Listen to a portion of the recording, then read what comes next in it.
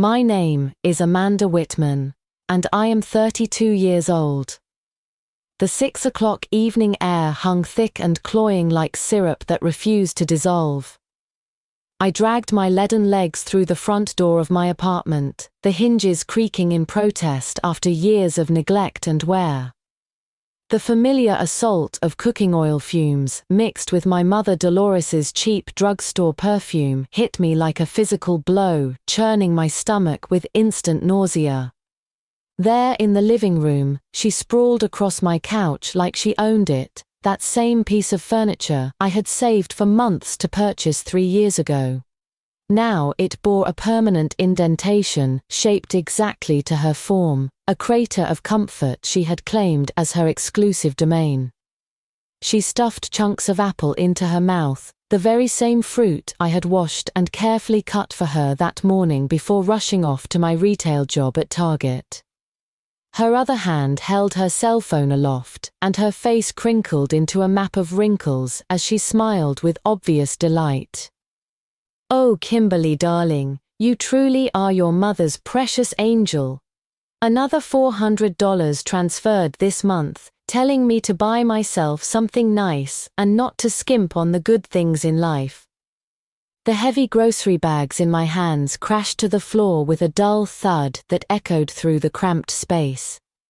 She glanced up with the lazy indifference of someone who had grown accustomed to being waited upon, her gaze sweeping across my exhausted face without pausing for even a second before returning to the glowing screen in her palm. The pride in her voice practically overflowed as she continued her performance. "Your youngest sister Amanda just doesn't understand these things, working all day at that dreadful supermarket for minimum wage. What kind of future could that possibly lead to? You and your middle sister have real sense, you know how to take care of your mother properly." My heart felt as though an ice-cold fist had seized it and twisted with malicious intent. A bitter liquid surged from somewhere deep in my chest, instantly flooding through my arms and legs until I felt completely submerged in resentment. And I'm wondering, where would this happen in your world? Tell me your city or country in the comments. Subscribe for more. So here's what happened next. My mother, Dolores Whitman, had been living in my modest 700-square-foot apartment for exactly 2 years. 3 meals a day, I prepared with endless variety and attention to her preferences. Every household chore fell to me, keeping the floors cleaner than my own face. When she suffered from headaches or felt unwell, I drove her to the emergency room in the middle of the night without complaint. During the harsh winter months, I prepared hot water bottles one by one to keep her feet warm. My annual salary of $45,000 barely stretched to cover the $1,200 monthly mortgage, $1,500 in daily expenses, and every remaining penny disappeared into this household, into caring for her needs and comfort. Meanwhile, my 2 older sisters had found a much simpler path to purchasing the title of dutiful daughter. Kimberly, married to a small-time contractor, transferred exactly $400 each month as her filial piety payment. Melissa, employed by the city government with her honey-sweet tongue, contributed $300 monthly with clockwork precision. Through their financial contributions, they had effortlessly bought the exclusive naming rights to the concept of devotion in our family. And what was I? The daughter who provided round-the-clock personal care, who sacrificed her own comfort and freedom.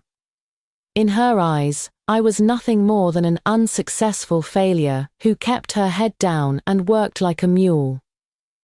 What did that make me exactly?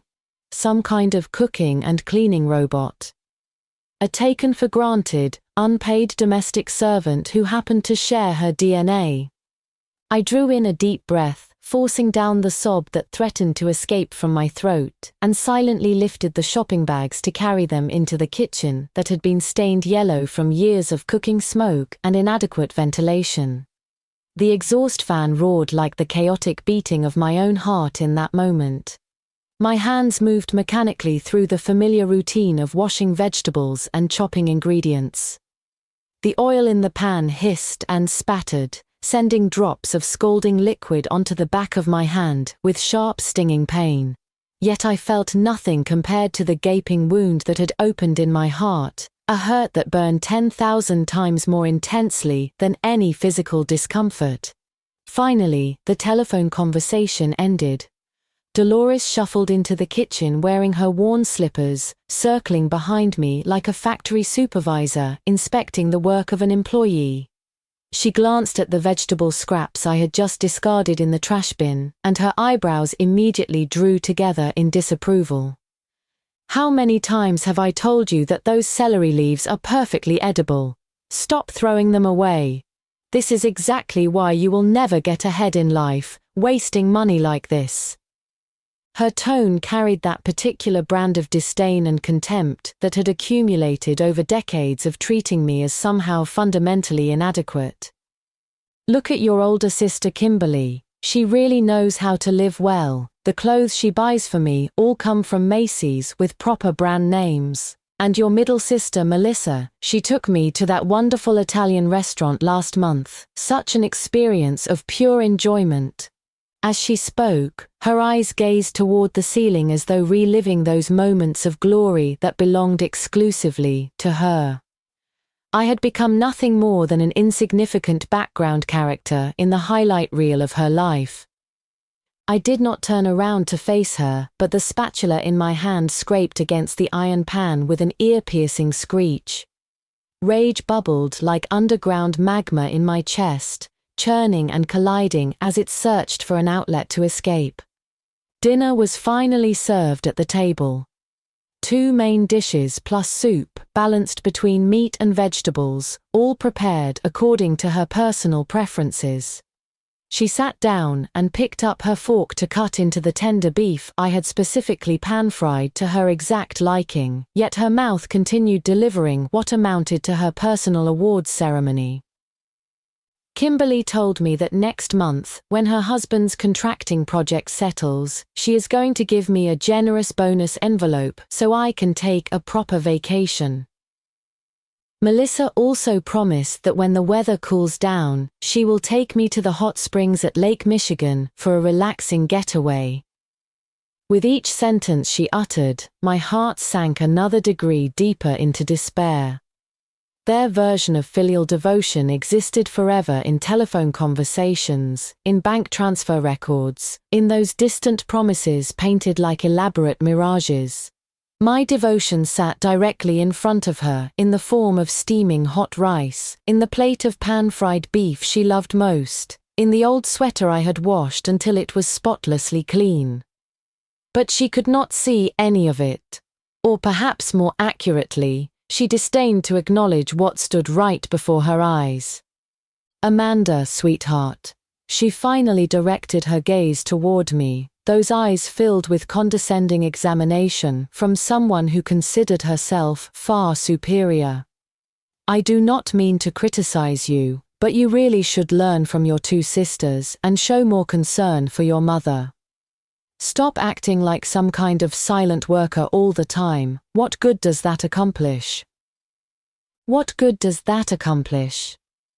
Those words struck me like a poison-tipped dagger thrust directly into the most tender part of my heart. My day-after-day sacrifices were dismissed with her casual phrase, "What good does that accomplish?" as though my efforts meant absolutely nothing. I felt every drop of blood in my body rushing toward my head in a sudden surge. That string, which had been stretched taut for 2 years, no, perhaps for more than 20 years of my life, finally snapped completely, at that precise moment. The sharp crack echoed through the cramped living room space. I had slammed my fork down onto the table with tremendous force. Dolores froze in the middle of cutting her meat, lifting her head to stare at me with cloudy eyes filled with complete bewilderment. She probably never imagined that I, who had always submitted to whatever treatment came my way, would commit such an act of apparent rebellion against the natural order. I met her gaze directly, and 2 years' worth of accumulated grievance, anger, and resentment transformed into cold flames that burned in the depths of my eyes. I pulled the corners of my mouth into a smile that felt foreign even to myself. "Mother." My voice emerged with perfect calmness, smooth as a lake surface without the slightest ripple, yet sharp as an ice pick that instantly punctured through the false warmth of our dinner conversation. "You believe that Kimberly and Melissa are such devoted daughters, so perhaps this wonderful blessing of their devotion should be shared among all of us in turns, don't you think?" Dolores's pupils contracted sharply. She seemed unable to comprehend my words, or perhaps she refused to believe what she was hearing. The fork slipped from her trembling fingers and clattered onto the tabletop. A drop of greasy meat juice splattered across her clean sleeve, spreading into an ugly stain. Her entire body had turned rigid, her expression shifting from confusion to terror, and finally settling into panicked disbelief. You. She opened and closed her mouth several times, but only dry, raspy sounds emerged from her throat. Looking at her state of complete shock, I felt a surge of vindictive satisfaction rise within my chest. I leaned back slowly against my chair, crossing my arms while examining my panic-stricken mother with cold, detached scrutiny. "I have been caring for you for 2 years now, exhausting myself like a dog every day at the supermarket, then coming home to serve as your personal servant. I am tired of this arrangement." I spoke each word distinctly, ensuring every syllable would penetrate clearly into her ears. "Starting from the first day of next month, perhaps you should go live with Kimberly for 1 month and experience firsthand whether those Macy's clothes she buys really make you look as dignified as you imagine. The following month, you can stay with Melissa and discover whether those upscale restaurants she takes you to truly provide the level of enjoyment you have been bragging about. We will rotate this arrangement, 1 month with each family, completely fair and equitable. How does that sound to you?" My face maintained that cold smile throughout this speech. My tone remained as calm as if I were discussing the weather forecast, but every single word exploded like thunder in her ears. Dolores's complexion shifted visibly from flushed red to deathly pale in the span of seconds. Her lips trembled uncontrollably as she struggled to form complete sentences. What do you mean?" She finally managed to squeeze out these few words, her voice shaking with barely concealed terror. My smile grew even brighter and more radiant. "The meaning is quite simple." I leaned forward toward her, lowering my voice to a volume that only the two of us could hear, speaking with crystal clarity. "This incredible good fortune has finally come around to their turn." After delivering this statement, I settled back into my chair and regarded her with casual interest.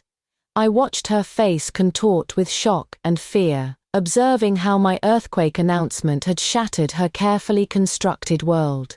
I knew that from this moment forward, I would no longer be the soft target who could be manipulated at will in this household. This one-woman show titled Filial Devotion had reached its final curtain call. Dolores reacted even more dramatically than I had anticipated. She transformed into a cat whose tail had been stepped on, every hair standing on end as she grabbed her phone from the table. Her fingers shook so violently from panic that she had to poke the screen multiple times before successfully dialing Kimberly's number. The moment the call connected, her voice immediately took on a weeping tone with acting skills that would have put Oscar winners to shame. "Kimberly, my precious daughter, please come save your mother. Your sister Amanda has lost her mind completely. She wants to throw me out like garbage. She says I am freeloading and nothing but a burden, and she wants to toss me onto the street." I continued eating my now cold beef with detached observation, slowly chewing each bite.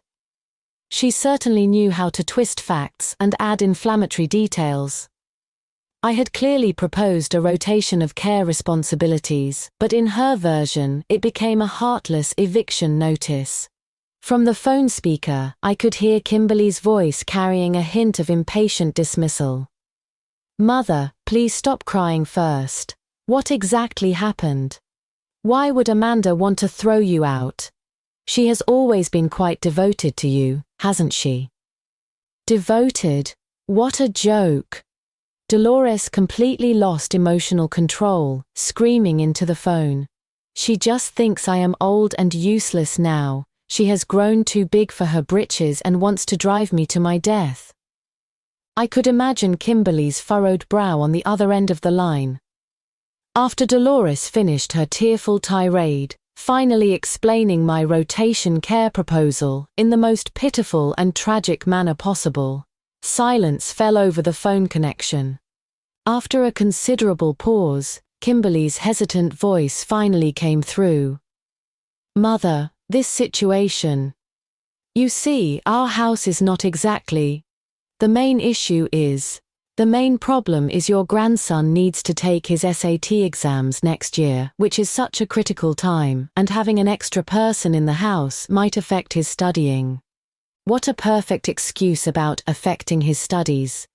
How classic and flawless. Dolores's crying stopped abruptly as her expression turned ugly. Refusing to give up, she hung up and immediately dialed Melissa. The same tearful performance, the same inflammatory exaggerations, the same tragic theatrical display. Melissa proved much more diplomatically skilled than Kimberly.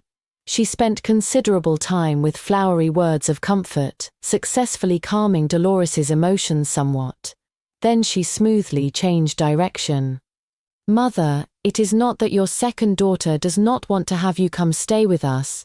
You know our house only has 2 bedrooms and 1 living room. Michael and I have 1 room, the child has the other. Where would there be space for you to sleep? We certainly cannot make you sleep on the sofa, that would be so unfair to you. Besides, Michael and I both have to work, leaving early and returning late every day. You would be alone in the house with nobody to talk to. How terribly lonely that would be. How could we possibly take care of you as thoroughly as Amanda does?" Listen to how beautifully she phrased everything. Every sentence appeared to consider Mother's best interests while cleanly deflecting any actual responsibility. Their evasive voices transmitted clearly through the phone speaker, like one resounding slap after another across Dolores's face. Her complexion shifted from deathly pale to iron gray, finally settling into an ashen combination of disappointment and despair. The filial devotion she had always taken such pride in, built entirely from monetary contributions, crumbled like tissue paper when the moment came for actual action and sacrifice. After hanging up the phone, Dolores finally turned her fury back toward me. Like someone grasping a final lifeline, she launched into an aggressive campaign of moral manipulation. She actually slid down from her chair onto the floor, wrapping her arms around my legs as she began wailing dramatically. "Amanda, my own daughter, you are trying to kill your mother. I raised you from infancy with my own hands, through sickness and health. How could you be so heartless? You think now that you have a job and some success, you can discard your old mother like trash. You think I am old and useless and an embarrassment to you." She pounded her fists against her own chest while crying, presenting a picture of absolute heartbreak and devastation. "How can you be so cruel? What will the neighbors think of me? What will they think of you? They will say I raised an ungrateful child. Where can I show my face in public again?" What a masterful performance. She deployed every weapon at her disposal: family bonds, moral obligations, social pressure, attempting to use these chains to bind me back into my role as the uncomplaining, dutiful daughter. Unfortunately for her, I was no longer the same Amanda as before. I looked down at her tear-streaked face with eyes that held not the slightest trace of sympathy. "Mother, please get up from the floor." My voice remained steady and calm.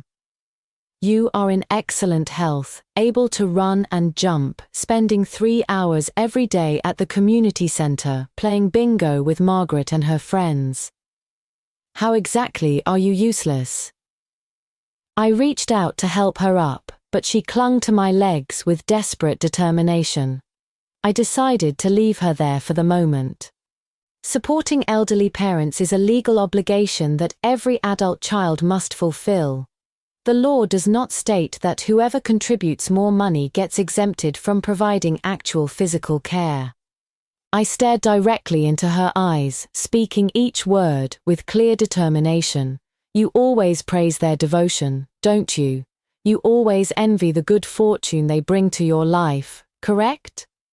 Now the time has come for them to transform their lip service devotion and their bank transfer devotion into real action. This good fortune cannot remain merely theoretical forever." Dolores's crying gradually diminished as my words sank in. She raised her head, her tear-stained face registering complete shock. She probably never expected that I would discuss legal obligations or respond with such rational coldness. When moral manipulation proved ineffective against me, her eyes darted around as she climbed back into her chair. She wiped the tears from her face with a newfound determination, as though she had decided to play her final card in this game. Dolores settled back into her chair, took a deep breath, as though the person rolling on the floor moments earlier had been someone else entirely. Her face forced itself into an extremely unnatural, pleasing smile that sent chills down my spine. "Amanda, sweetheart." She slowed her speech deliberately, her voice becoming gentle and even carrying a hint of cautious negotiation. "Mother knows you have worked hard these past 2 years. Mother does appreciate everything you have done." I remained silent, watching her coldly, curious to see what medicine she was brewing in her gourd. "How about this arrangement?" She rubbed her hands together, leaning forward slightly as though discussing some wonderful opportunity with me. As long as you stop mentioning that rotation care business, Mother will give you $200 every month from the money your sisters send. How does that sound?" She finished speaking and looked at me expectantly, as though she was bestowing some tremendous favor. Consider it Mother's way of compensating you." After hearing this, I nearly laughed out loud. Compensate me? $200? For the past 2 years, I had been spinning like a top around the clock, working all day at the supermarket under an abusive manager, then coming home to serve her like a personal slave. The time, energy, and emotional investment I had made, my worn-down youth and suppressed personal life, she believed could be purchased with a mere $200. 2 years, more than 700 days and nights. Every day I had served her from dawn to dusk, yet she controlled even grocery money with an iron fist, calculating every expenditure down to the penny, as though afraid I might spend 1 cent more than absolutely necessary. Now, to avoid losing her free, on-call personal servant, she was willing to part with $200 from that treasure she guarded so jealously, her filial piety fund. What was this money supposed to represent? Hush money to buy my silence? Ransom to purchase my continued surrender of freedom and dignity? Payment for her right to continue living free in my home while treating me like dirt? The rage and contempt in my heart nearly burst through my chest. I laughed coldly, that sound filled with undisguised sarcasm. I looked directly into Dolores's calculating eyes and spoke with absolute clarity. "Mother, I do not want your money." Her smile froze on her face. "I only want fairness. I spoke each word deliberately, as though reading a court verdict. I am not your household servant, I am your daughter. Kimberly and Melissa are not ATM machines, responsible only for sending money, they are also your daughters. Why should all the actual care work fall exclusively to me? Why should they be able to purchase a reputation for devotion with money, while I am expected to work like a beast of burden, only to be called unsuccessful in the end? My voice was not loud, but every word rang with authority. Dolores's face instantly flushed bright red, as though she had been stripped naked in public with all her selfishness and calculation exposed in broad daylight. She never imagined that I would so decisively reject her generous offer. In her mind, since I was poor and needed money, it was perfectly natural for her to attempt purchasing my compliance with cash.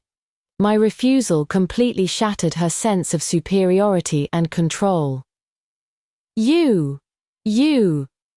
She trembled with rage, pointing at my nose with shaking lips, unable to find words for rebuttal.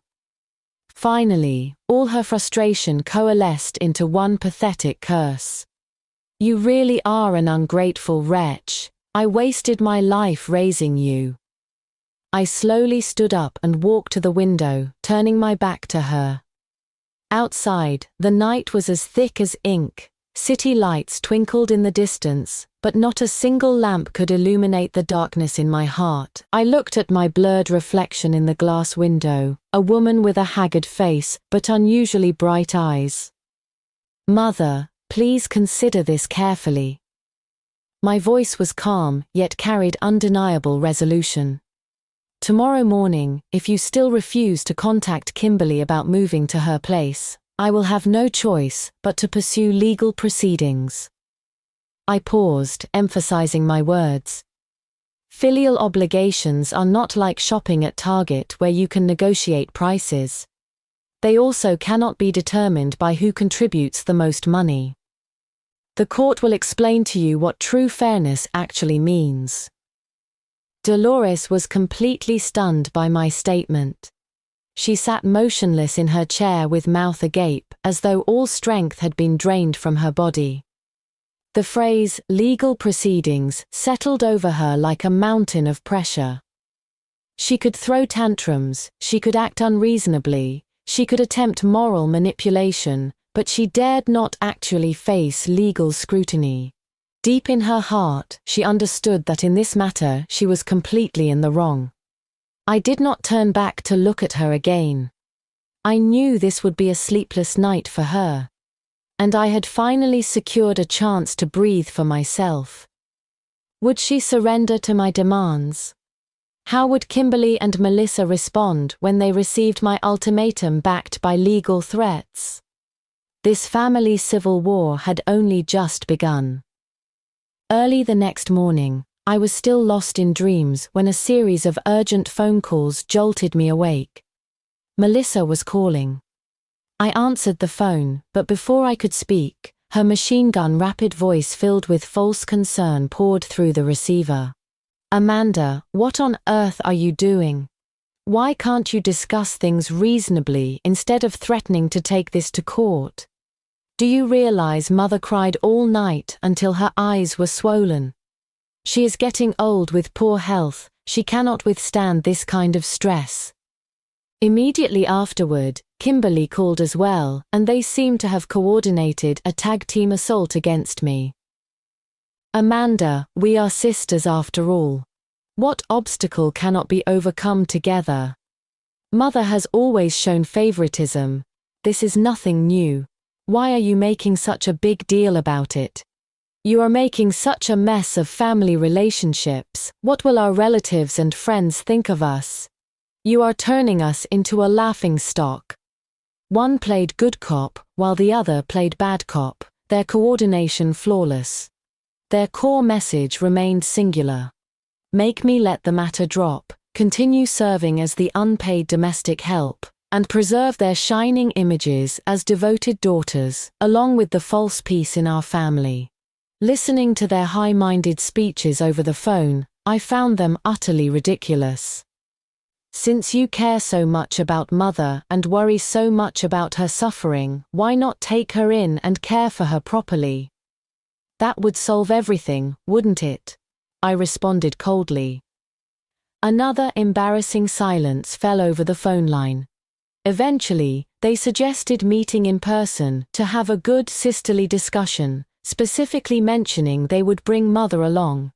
I knew this was going to be an ambush. They chose Denny's restaurant near my home, a noisy environment with constant foot traffic, probably thinking that in such a public setting, I would not dare create too much of a scene. When I arrived, the three of them were already seated. Dolores sat in the middle with red swollen eyes and a haggard appearance. When she saw me approach, she immediately turned her head away, adopting the pose of a deeply wounded victim. Kimberly and Melissa flanked her like loyal guardians. "Amanda, you made it." Kimberly spoke first with a reasonably friendly tone. "Please sit down, we just want to have a good conversation with you today and clear up this misunderstanding." Melissa immediately chimed in, playing the emotion card. "Exactly, Amanda. Do you remember when we were children and someone bullied you? Kimberly and I always stood up for you. We are family. What issue cannot be resolved through discussion? Your behavior hurts Mother deeply and damages our sisterly bonds." They performed their coordinated routine, attempting to soften my resolve with sisterly affection and mother-daughter love. Dolores sat beside them, timing her tears perfectly, with soft whimpering just loud enough for neighboring tables to glance our direction. What terrible karma have I accumulated, raising such a heartless daughter, driving me to desperation? I observed their carefully choreographed performance with complete emotional detachment, even feeling slightly amused. Did they really believe that public opinion and family guilt could force me to surrender? Instead of acknowledging their theatrics, I reached into my bag and pulled out my phone, opening the photo album. I pushed the device to the center of the table where the screen displayed everything I had documented over the past 2 years. "Kimberly, Melissa, please take a look at this first."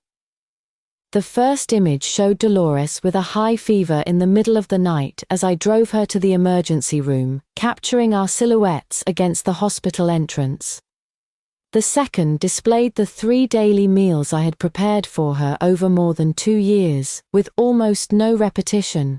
The third showed me kneeling on the floor trimming her toenails. The fourth captured me working busily in the kitchen while she relaxed on the living room sofa watching television, just another typical day. One photograph after another scrolled past, silently narrating the story of my life during these 2 years. Then I opened a folder containing organized receipts and itemized lists for every medical visit, prescription, and nutritional supplement I had purchased for her care, each expenditure clearly documented. These represent my version of concern over the past 2 years.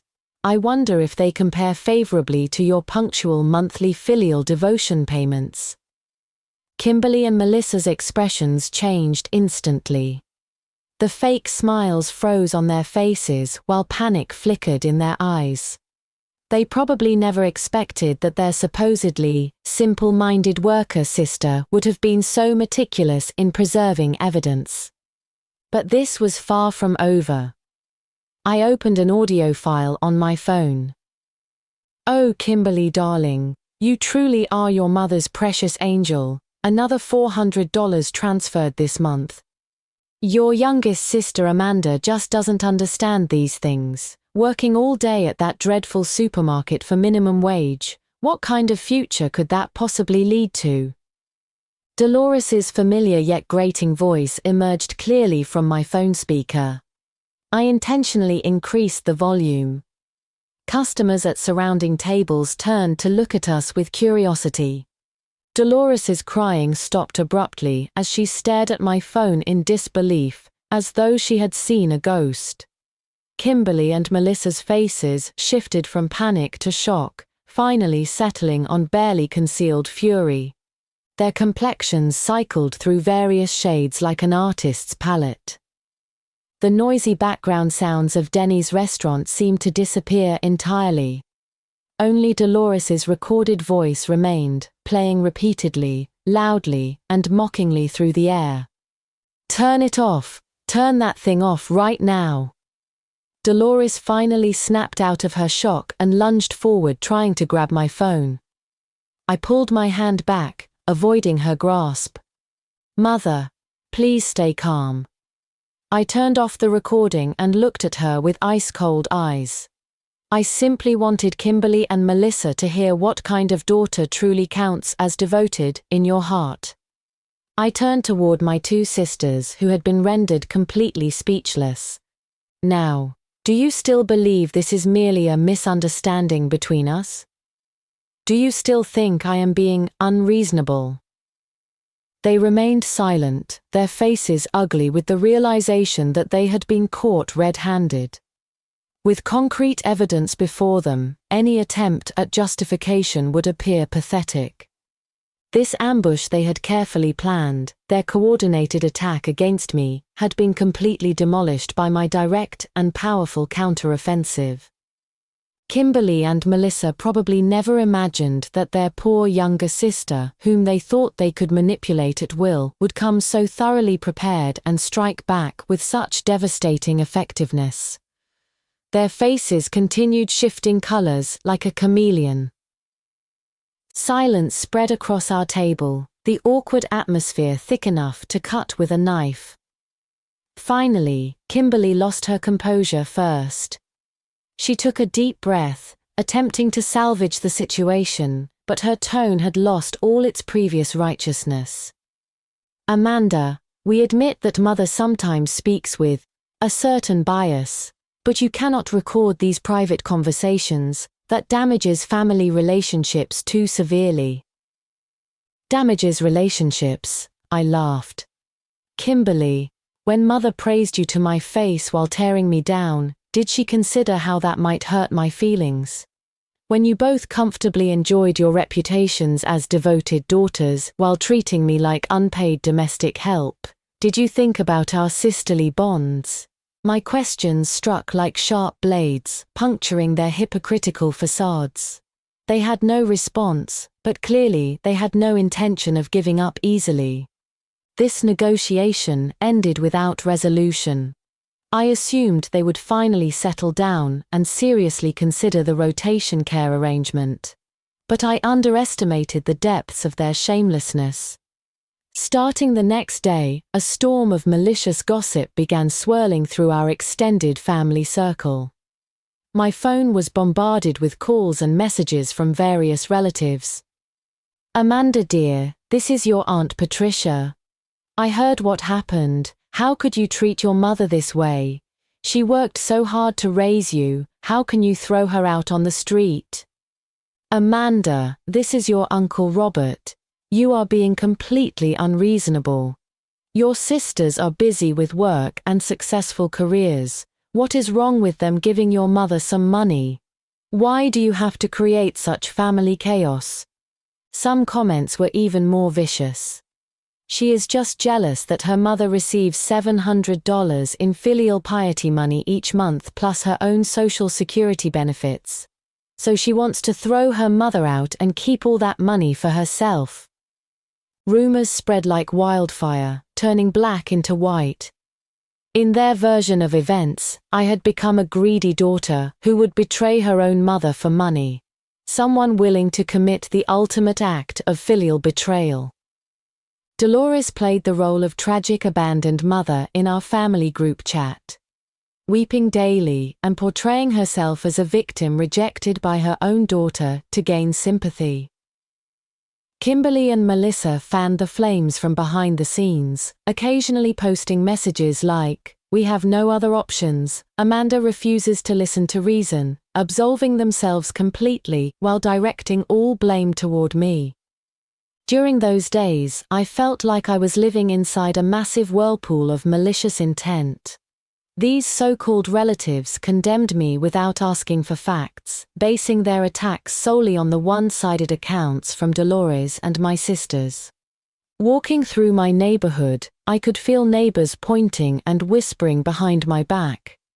Depression, anger, and grievance twisted together, threatening to consume me entirely. I did not argue with them in the group chat. I understood that debating with people blinded by prejudice and rumors was completely pointless. They only believed what they wanted to believe. I turned off my phone and locked myself in my room, spending an entire day accomplishing one important task. I organized all my prepared evidence into a comprehensive, well-structured document titled, Complete Account and Explanation regarding the care arrangements for Dolores Whitman. I used no emotional language, simply stating facts clearly. I sent this care report, using an anonymous email account to our family group chat, and several relatives and friends who maintained close contact with our family. The email concluded with a single sentence. Truth will always reveal itself to those who seek it honestly.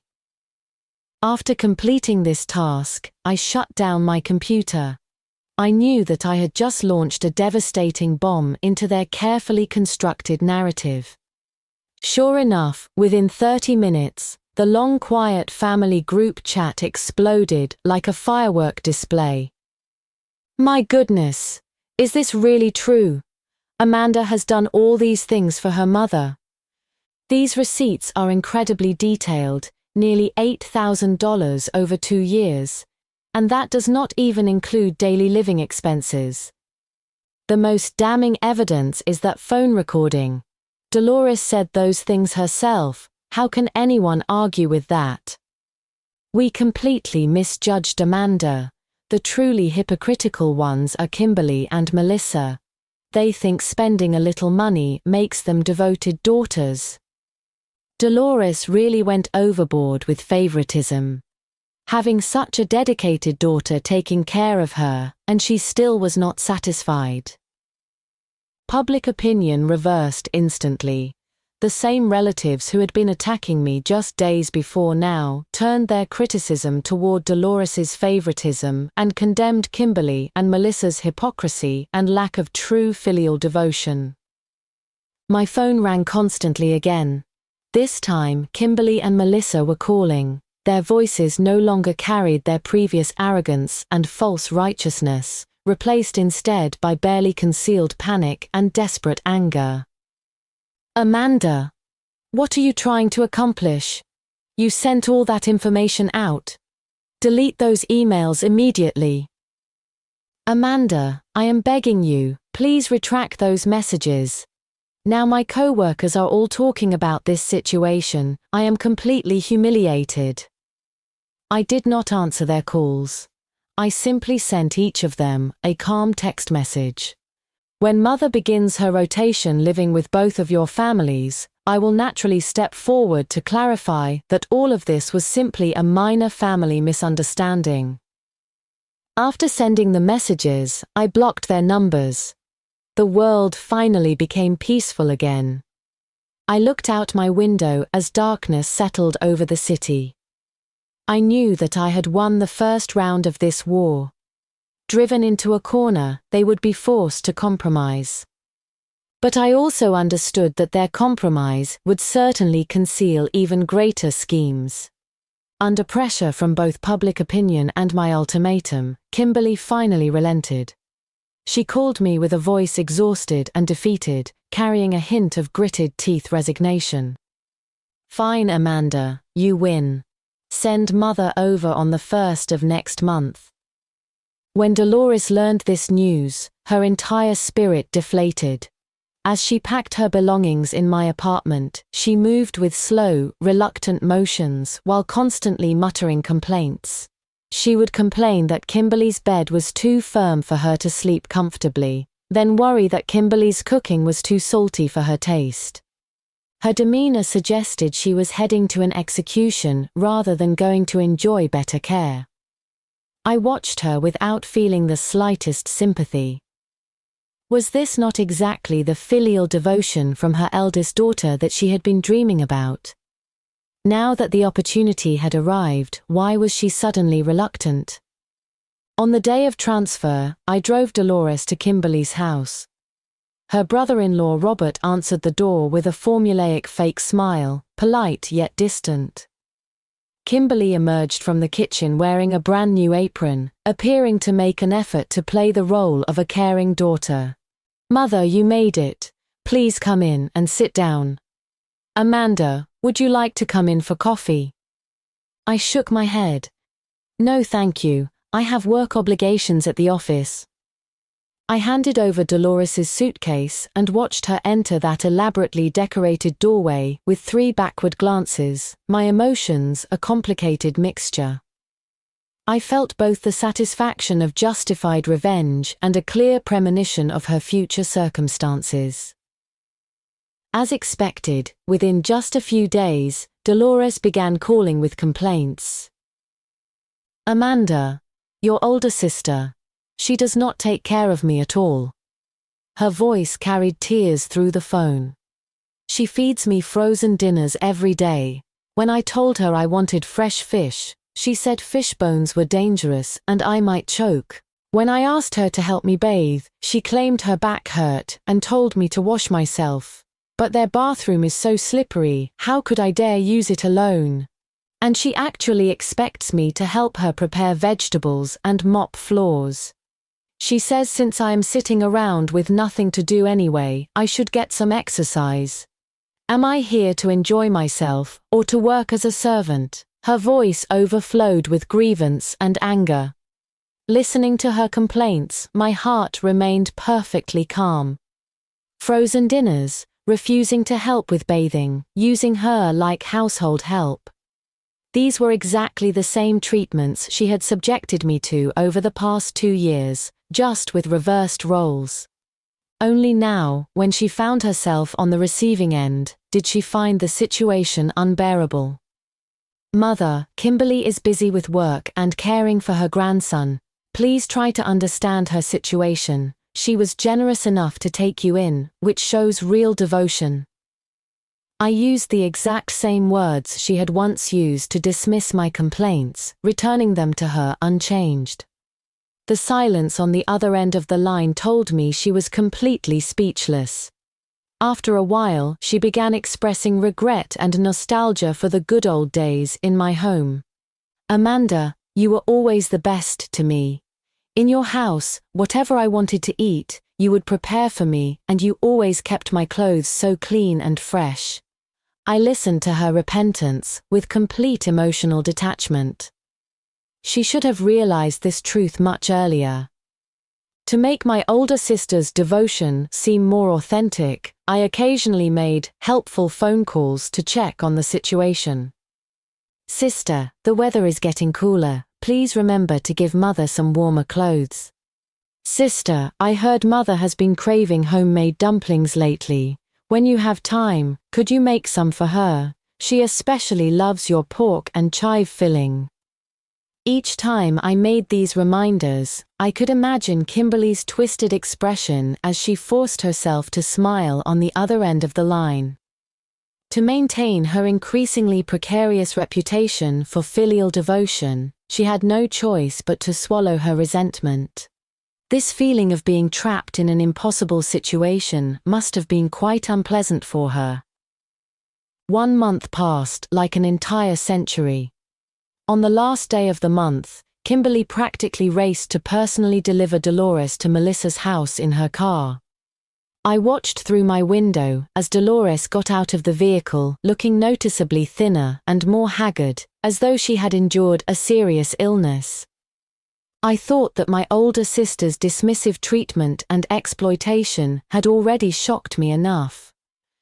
But I had no idea that my middle sister Melissa's methods of filial devotion would prove even more astounding. She was the true master of manipulation. Melissa was an extremely intelligent person, skilled at managing her public image. Unlike Kimberly's blunt dismissiveness, her techniques were far more sophisticated. On Dolores's first day at her house, Melissa's Facebook page was updated with a 9-photo grid. The center image showed her and Dolores dining together at what appeared to be an upscale steakhouse. A perfectly presented steak sat before Dolores, though her expression looked somewhat uncomfortable and unnatural. The caption read, "Taking mother out for a special treat, seeing her happiness is my greatest joy. Filial piety matters." Over the following days, Melissa's Facebook became a showcase for devoted daughter content. Today brought Dolores to the park to admire flowers, tomorrow featured a trendy new hairstyle, the day after showed the latest smart fitness watch she had purchased. Each post included heartwarming text and touching mother-daughter photos, generating countless likes and positive comments. The tone in our family group chat began shifting again. "Look at Melissa, so devoted. That is what a real daughter should be like." Exactly. Dolores is really living well now, eating and drinking the finest things every day. Dolores's phone calls also stopped during this period. I suspected she had been seduced by Melissa's surface-level performance, losing herself in this fake glamour. But my instincts told me things could not be so simple. I knew exactly what kind of person Melissa was. She excelled at calculation above all else, so how could she willingly sacrifice without expecting something in return? Sure enough, after more than 2 weeks, I found an excuse to visit Melissa's house with a delivery. As soon as I entered, I smelled instant ramen noodles. Melissa was not home, leaving Dolores alone on the sofa watching television. When she saw me, her eyes showed a hint of evasiveness. I noticed she had lost even more weight, with sunken eye sockets and a sallow complexion, completely different from the glowing health portrayed in Facebook photos. A half-eaten cup of instant noodles sat on the coffee table. "Mother, this is your lunch." I frowned with concern. Dolores's eyes became even more panicked as she quickly hid the noodle cup behind her back, forcing a smile. No, that belongs to Melissa's husband. I already ate a sandwich." She was lying. I glanced toward the kitchen and saw cold pots and pans, with no evidence of recent cooking. I sat down and chatted with her for a while. Through my indirect questioning, Dolores finally revealed some truth, though she remained evasive, afraid I might ridicule her. It turned out that Melissa's Facebook devotion was nothing but performance art. Those visits to upscale restaurants involved ordering only the cheapest menu items, rushing Dolores to finish eating quickly after taking photos. Back home, Melissa and her husband would lock themselves away to eat takeout, while leaving Dolores alone to face an empty refrigerator. Melissa would often complain loudly in front of Dolores about financial stress, mortgage payments, and expensive child-rearing costs, never directly asking for money but constantly implying that Dolores should contribute her Social Security benefits to help with household expenses. Dolores, concerned about her reputation and trapped by Melissa's Facebook devotion narrative, could not bring herself to complain to me, fearing I would mock her earlier choices. She could only swallow her suffering in silence, not only handing over her Social Security payments, but enduring this lifestyle of surface glamour masking genuine torment. This was Melissa's sophisticated approach. Psychological control combined with financial exploitation. She kept Dolores living in false prosperity while constantly tormenting and depleting her in reality. This form of psychological abuse proved far more damaging than Kimberly's simple neglect. I looked at Dolores with her haggard yet stubbornly brave appearance, smiling coldly inside. After leaving Melissa's house, I did not immediately expose her false mask. I knew that would only increase Dolores's humiliation. I chose a more sophisticated method to counter Melissa's sophistication. I opened my computer and registered a new social media account. Then I spent an entire evening writing a lengthy article titled, "Beware, the New Form of Filial Neglect, Social Media Cloud Children." In the article, I avoided mentioning specific names, while describing in detail the characteristics of performative devotion and psychological abuse disguised as care. For example, showing kindness toward parents only on social media platforms while treating them with coldness in real life. Taking parents to expensive venues solely for photo opportunities and creating false public personas. Using poverty appeals and victim playing to psychologically manipulate parents into surrendering their retirement funds. The article concluded with soul-searching questions. When filial devotion becomes a carefully orchestrated performance, it damages not only parental emotions but represents the ultimate desecration of the concept of family loyalty. I published this article anonymously on several high-traffic local forums and Facebook community groups.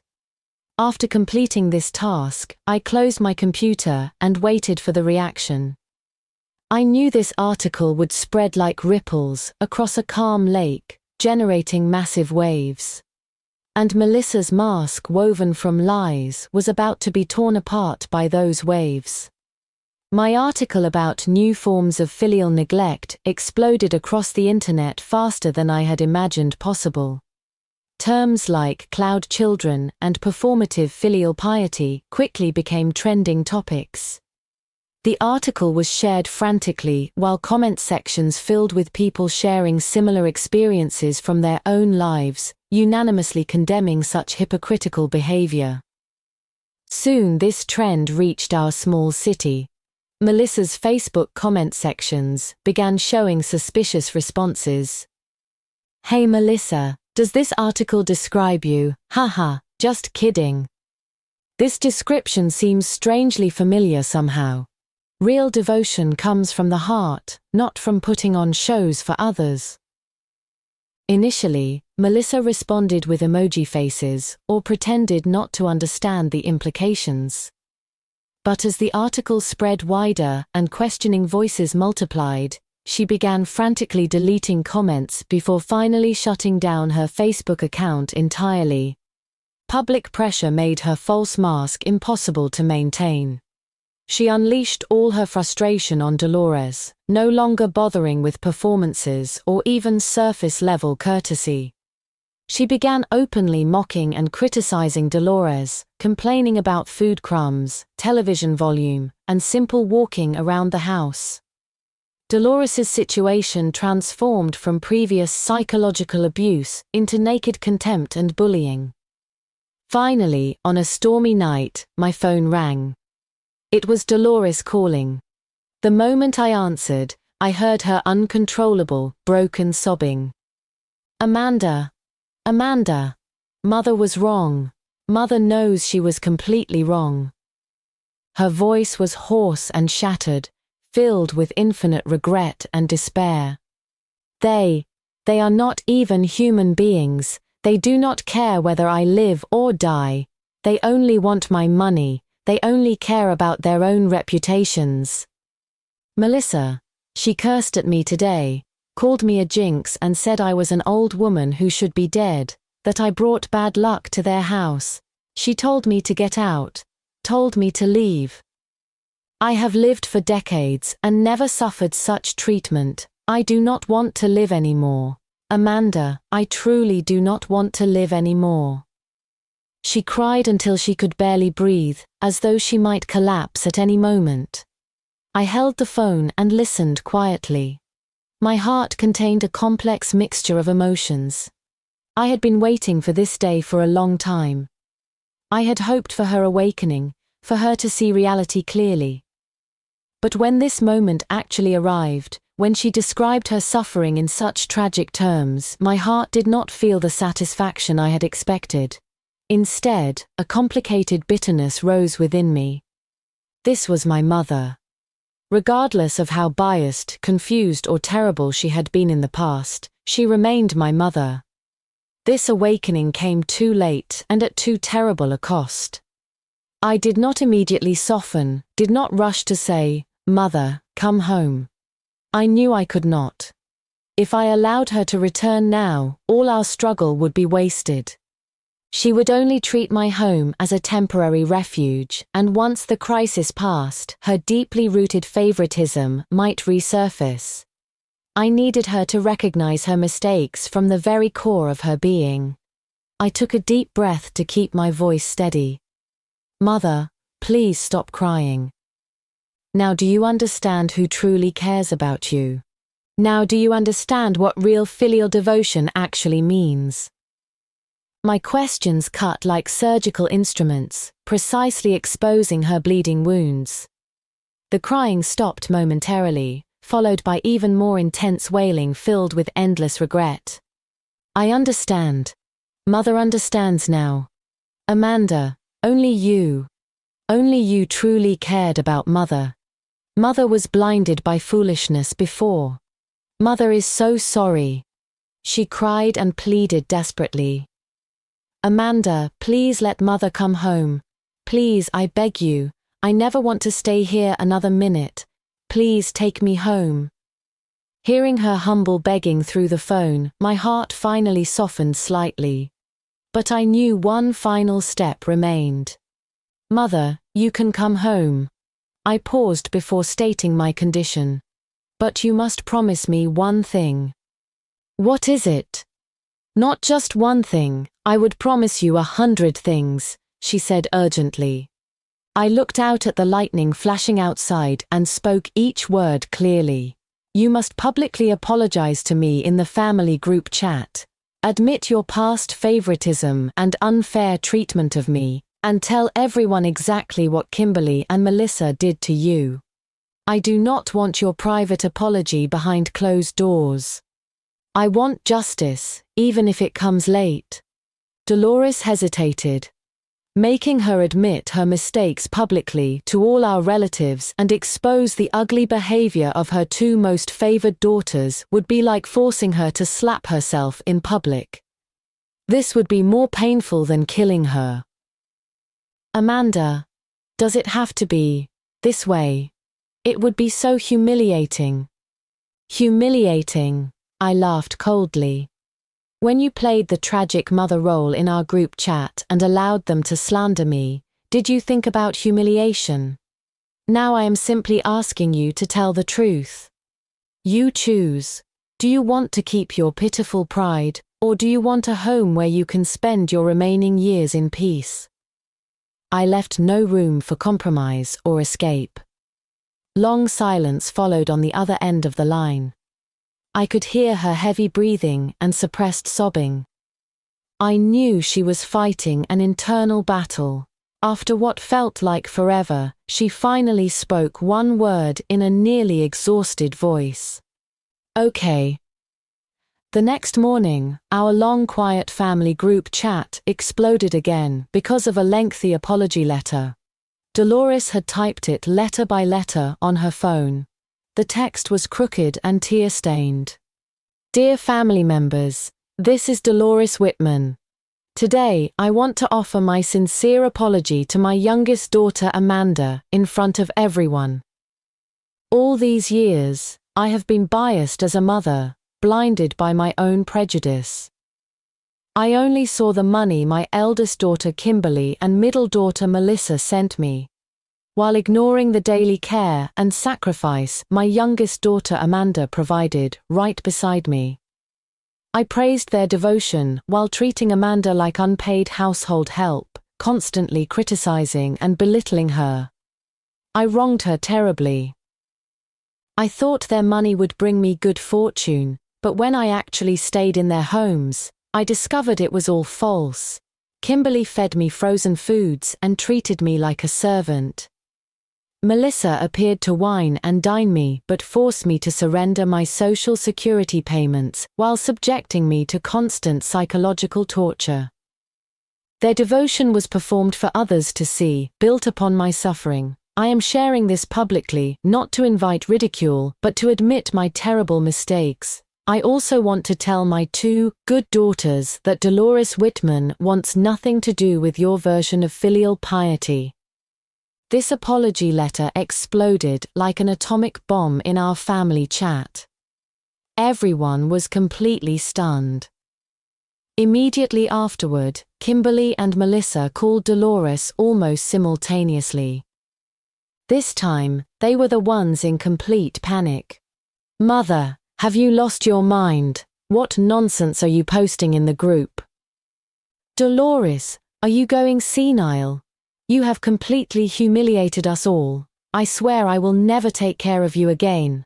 I am cutting off all mother-daughter ties." Their screaming and threats filled with hysteria were exactly what I had anticipated. I had prepared for their desperate counterattack. Before picking up Dolores, I had instructed her to record these phone calls. I took screenshots of Dolores's apology letter and attached the 2 audio recordings of their threatening and abusive calls, publishing everything unedited online. The headline read, "Follow-up to new forms of filial neglect. When hypocritical masks are torn away, they choose to threaten their own mother." If my previous article had sparked discussion, this concrete evidence of screenshots and recordings completely ignited internet fury. Public outrage exploded. "Holy hell, are these 2 even human? Absolutely disgusting. Threatening to sever family ties. They do not deserve to be called daughters.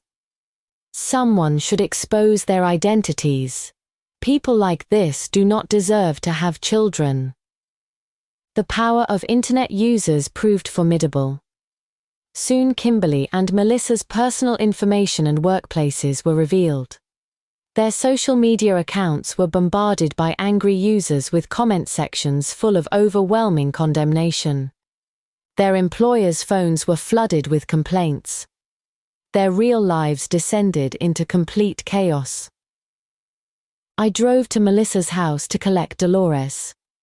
She stood at the community entrance with a small suitcase, looking like a child abandoned by the entire world. When she saw my car, tears immediately poured from her eyes. I helped her into the passenger seat, where she sat silently throughout the journey, constantly wiping away tears. I played soothing music in the car. I knew this war had reached its climax in the most brutal way possible. Kimberly and Melissa had been consumed by their own hypocrisy and malice, tasting the bitter fruit of their actions. Dolores had paid a terrible price for her favoritism and confusion. My heart held no joy of victory, only exhaustion and emptiness after the dust settled. I had won justice, but our family was completely shattered. The social destruction of Kimberly and Melissa came faster than I had imagined possible.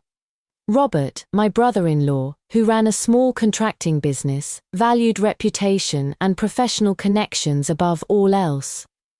When this scandal broke, clients began distancing themselves to avoid association with such unfilial behavior. Several major projects fell through, his company faced cash flow problems and neared bankruptcy. Melissa, despite keeping her municipal government job, was called in by supervisors and became the office pariah everyone avoided. Everywhere she went, she felt people whispering behind her back.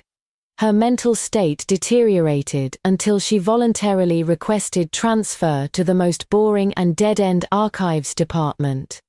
Under tremendous social pressure, they finally sent a distant relative to negotiate peace. They agreed to pay Dolores the maximum legal support amount monthly, but insisted on one condition.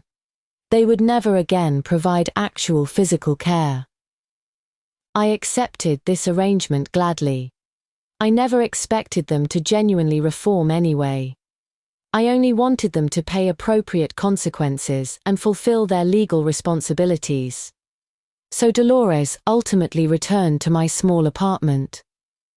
But this time, everything was different. She became careful and humble, quiet and respectful. She no longer gave me orders or complained about my cooking. She actively helped with household chores and prepared hot water before I returned from work. She never mentioned her 2 devoted daughters again, never spoke of money.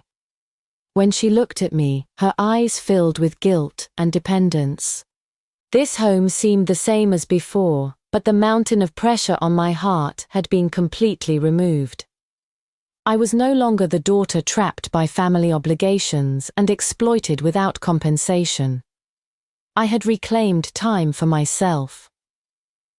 After work, I began going to the gym and taking pottery classes I had always wanted to try.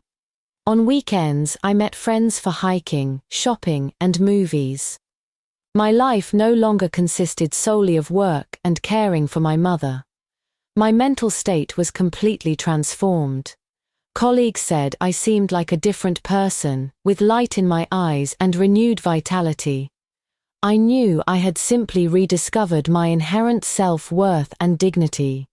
After paying support for several months, Kimberly and Melissa's lives fell into complete ruin. Robert's company bankruptcy left them with enormous debt, forcing them to sell their large house and move into a shabby apartment. Melissa faced workplace marginalization with no promotion prospects, while her marriage deteriorated into constant fighting over this scandal. They now lived the exact, impoverished lifestyle they had once scorned. Occasionally, they sent me messages filled with venom and curses, claiming I had ruined their lives. I read and calmly deleted these messages. I had not destroyed them. Their own greed, hypocrisy, and selfishness had been their downfall. I was simply the person who refused to continue participating in their charade. Time flowed peacefully. 2 more years passed in what felt like moments. On a sunny afternoon, Dolores and I sat on our balcony. She wore reading glasses while carefully sewing a button onto one of my shirts, her movements slow but focused. Sunlight streamed across her silver hair, creating a gentle golden halo. She no longer mentioned the past or those 2 daughters who had severed all contact with us. Occasionally, she would look at me and softly say, "Amanda, thank you for everything." I understood that during these 2 years, she had been making amends in her own way for the debt she owed me. She was no longer the adult infant who required my service, but had become a truly grateful and giving mother. She personally prepared tea for me, bringing the warm cup to my hands. The fragrant steam filled our peaceful afternoon. She looked at me with unprecedented clarity and tenderness in her eyes. "Amanda," she said gently, "you are truly my most devoted daughter." I lifted the teacup and took a sip. The warm liquid flowed down my throat into my stomach, also warming my heart. I understood that genuine filial devotion could never be measured by monetary contributions. It was not a performance staged for reputation and appearances, nor a form of condescending charity. True filial devotion came from heartfelt care, daily companionship, and the warm sanctuary built together through love and mutual respect. My story generated extensive online discussion for months afterward. Debates about monetary filial piety versus actual care, and conversations about unfair treatment of women in family responsibilities, emerged everywhere.